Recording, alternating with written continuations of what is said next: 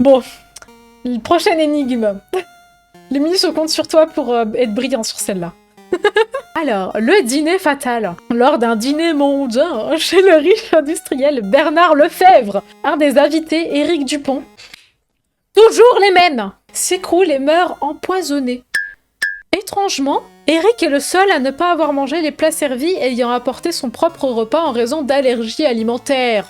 L'inspecteur Lefebvre doit démêler ce mystère. Marie Lefebvre, en suspect numéro 1, la femme de Bernard, connue pour sa jalousie et ses querelles fréquentes avec Éric. Personne s'entend avec Éric en fait. Thierry Gauthier, un ami d'enfance d'Éric récemment en conflit avec lui pour des raisons financières. Claude Martin, le chef cuisinier de la soirée qui n'appréciait pas qu'Éric n'ait pas mangé ses plats. Les indices, une bouteille d'eau. Éric avait avec lui une bouteille d'eau personnelle, différente de celle servie au dîner. Il abuse un petit peu Éric quand même, l'eau, il n'y a pas d'allergie dedans. Médicaments. Des médicaments pour allergie étaient sur la table d'Éric, mais ils n'ont pas été utilisés. Ensuite, vidéo de surveillance, les caméras montrent Éric discutant brièvement avec Thierry avant de s'effondrer. Méthode de meurtre, l'autopsie révèle que le poison a été mélangé à l'eau d'Éric, un composé rare et difficile à obtenir. C'est Marie. Il dit des noms au pif. Il dit juste ouais, c'est Marie. C'est Marie. Je sens pas. C'est Marie parce que elle avait déjà de la jalousie et des querelles avec Éric. Et que du coup, elle a fait, c'était la seule du coup qui aurait pu mélanger avec de l'eau son truc. Et donc du coup, elle en a profité pour que lorsque... Bon allez, c'est la femme, on part sur c'est la femme. Le coupable est Marie Lefebvre. Jalouse de l'attention que Bernard portait à Éric. Bernard ? Pardon ? Oublié que c'était la femme de Bernard et pas d'Éric. Et c'est qui Bernard ?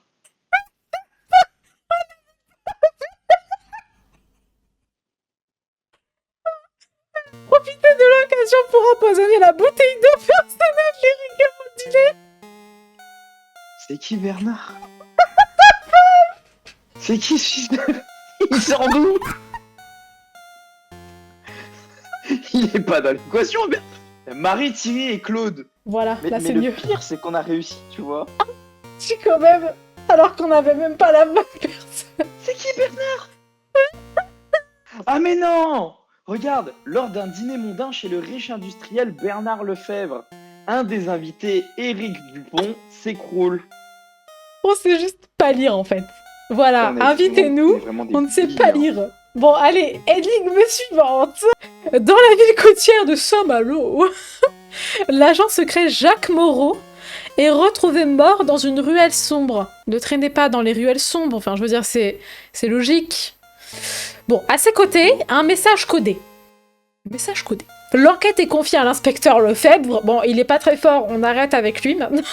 Réputé pour son expertise en cryptographie. Les suspects, Annette Girard, une collègue de Jacques, récemment en désaccord avec lui sur une mission. Vincent Dupré, un informateur local que Jacques devait rencontrer ce soir-là. Christine Leroy, la propriétaire du café près du lieu du crime, souvent vue en conversation avec Jacques. Message crypté, le message à côté du corps de Jack est une suite de chiffres et de lettres. Billet de théâtre, un billet pour une pièce de théâtre datée du soir du meurtre trouvé dans la poche de Jacques. Caméra de surveillance, les images montrent Jacques entrant dans la ruelle, suivant peu après par une silhouette non identifiable. Jacques a été poignardé. L'arme du crime, un couteau à cran d'arrêt, a été retrouvé non loin du corps.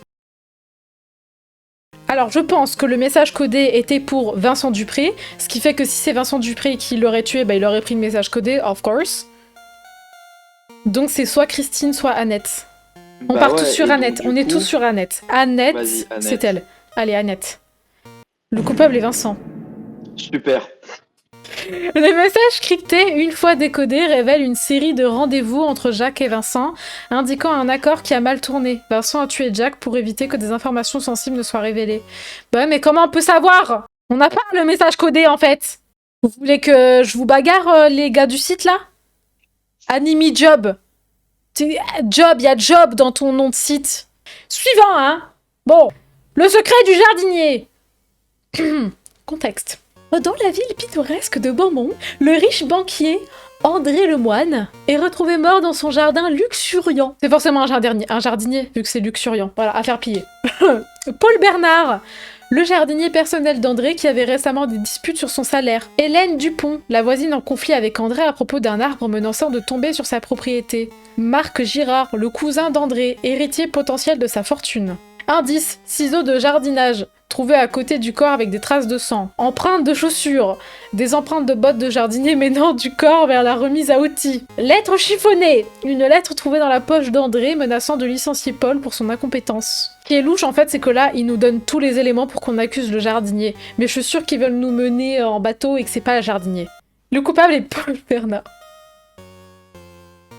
Bon bah c'était obvious du coup, c'était juste obvious. On était trop en mode non, c'est plus compliqué. On que voulait ça chercher et la tout. difficulté.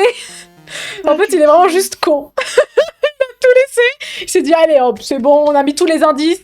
Vous trouvez pas, vous êtes vraiment des merdes. Allez, prochaine énigme. Dans un manoir ancien dans la campagne normande, dans un Dans un manoir ancien. Dans un quoi? Manoir. Ah, fils de chien, va. Dans un manoir ancien de la campagne normande. Allez hop.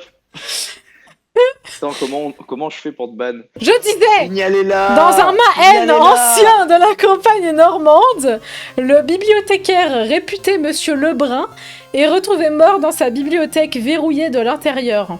Encore une fois, verrouillé de l'intérieur, c'est forcément un membre du staff suspect. Laurent Dupont, un jeune historien passionné, souvent en désaccord avec Lebrun sur la gestion des raretés.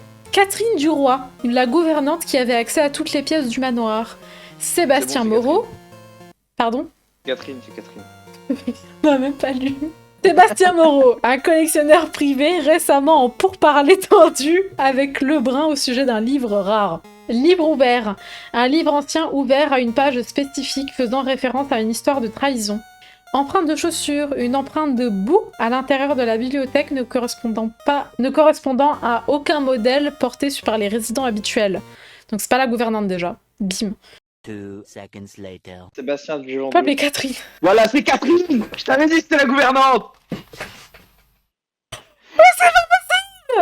C'est Catherine. Alors attends. Les empreintes de boue indiquent une entrée récente et inhabituelle dans la bibliothèque. Bah oui, mais c'est pas inhabituel, c'est la gouvernante. La note cachée et les résidus chimiques suggèrent une implication dans les affaires clandestines. Du coup, rien à voir. Le verrou endommagé implique une connaissance intime des mécanismes de la maison. Mais t'as une clé, Catherine! Qu'est-ce que tu fais? On passe de « Oh, bah tiens, il y a un jardinier et quelqu'un est mort avec des ciseaux de jardinier » à « C'est Catherine. Elle a été tellement maligne qu'elle a forcé, elle a mis des chaussures inhabituelles. » Eh, vas-y. Allez, on passe au dernier site. Un beau matin, une fillette prénommée Marie se retrouve piégée dans un vieux château. Elle se trouve rapidement face à 4 portes, dont une seule mène à la liberté. En retrouvant chacune des portes, elle découvre ce que cache chacune d'entre elles. La première débouche sur un seau de lave en fusion qui ferait fondre immédiatement n'importe quoi. La seconde renferme un clown tueur qui battrait à mort n'importe quelle personne se trouvant devant lui.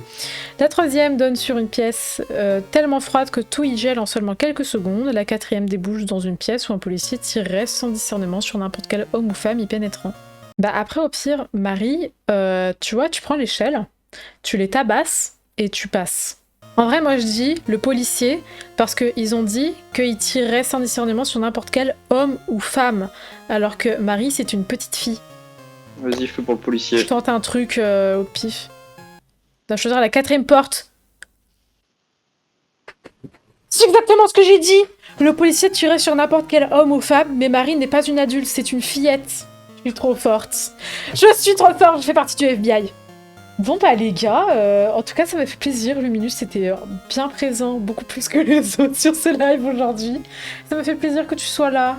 Merci pour ta présence qui nous a été d'une grande aide. Allez, je vous laisse, des bisous.